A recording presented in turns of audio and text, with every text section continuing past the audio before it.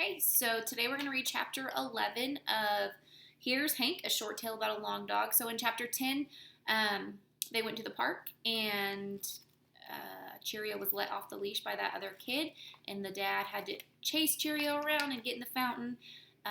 So he was all wet, and then when they got home, he said he was calling the shelter to make Cheerio go back to the shelter. So let's see what happens.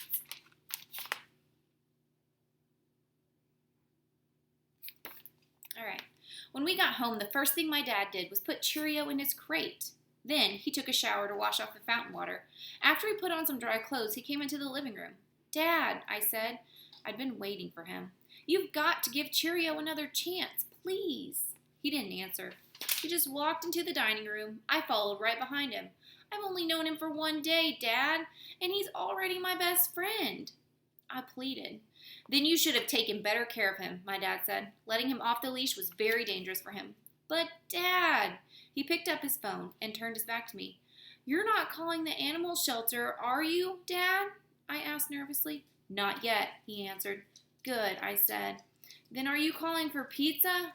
"Hank, I'm calling to invite Rick McKelty over," he said. "Your dog interrupted a very important business conversation that we have to finish. I'll call the animal shelter in the morning."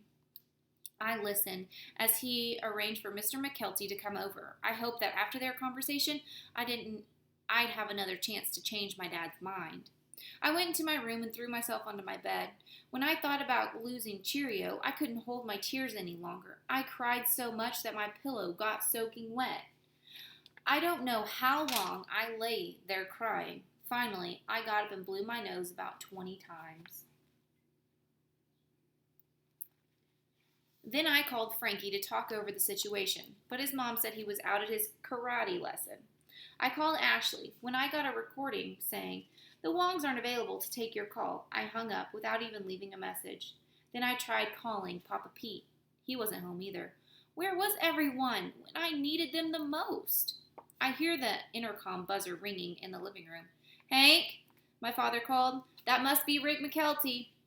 Please buzz him in. Tell him I'm just printing out a few papers for us to go over."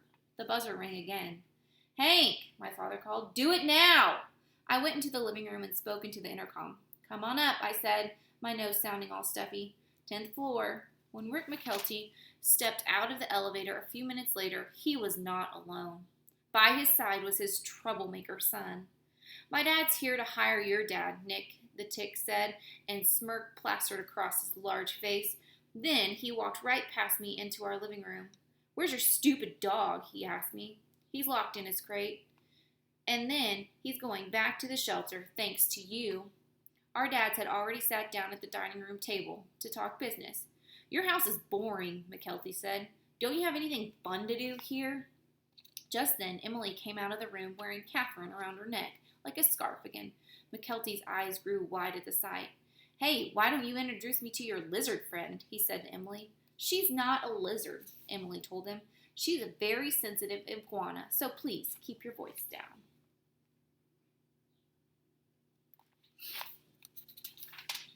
"Excuse me for breathing," Nick said. The three of us just stood there in silence. I could hear Cheerio whimpering behind the kitchen door.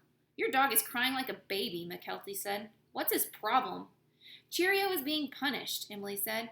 "He wouldn't stay on his leash in the park." "That's because I unhooked him," McKelty snickered.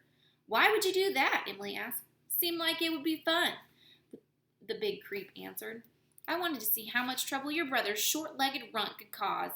This is what I've been trying to explain to Dad," I told Emily.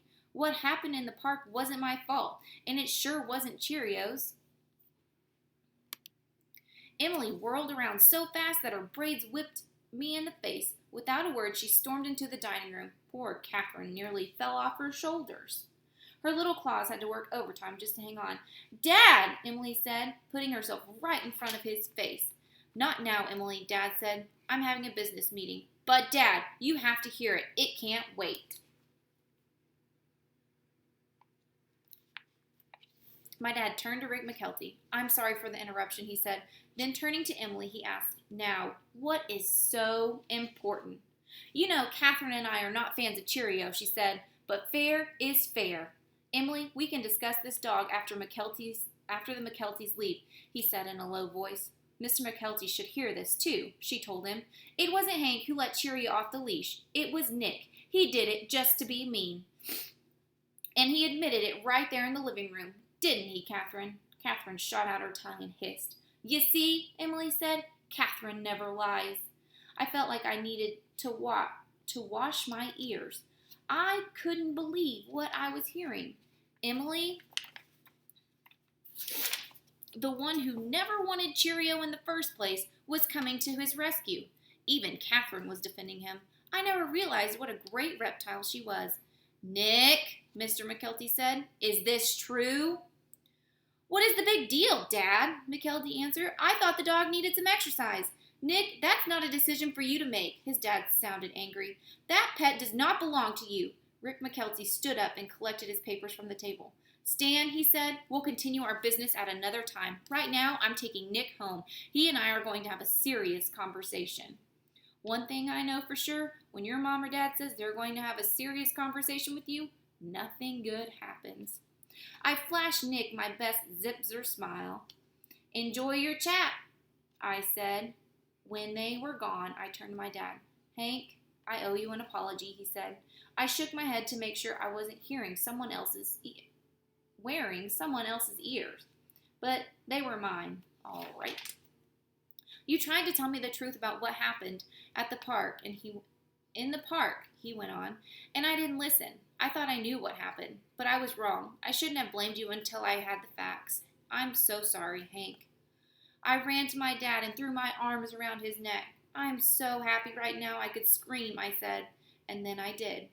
So does this mean we can keep Cheerio? I asked him. This means you have to continue to step up to the plate, he answered. What was he talking about? I don't even play baseball.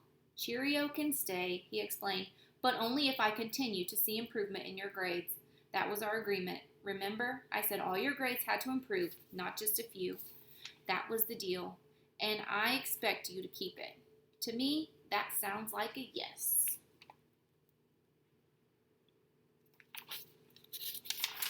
All right, so that is the end of chapter 11. So I will see you guys tomorrow, and we will read chapter 12, and chapter 13 is very, very short, so we will finish the book tomorrow. So I will see you guys tomorrow. Bye.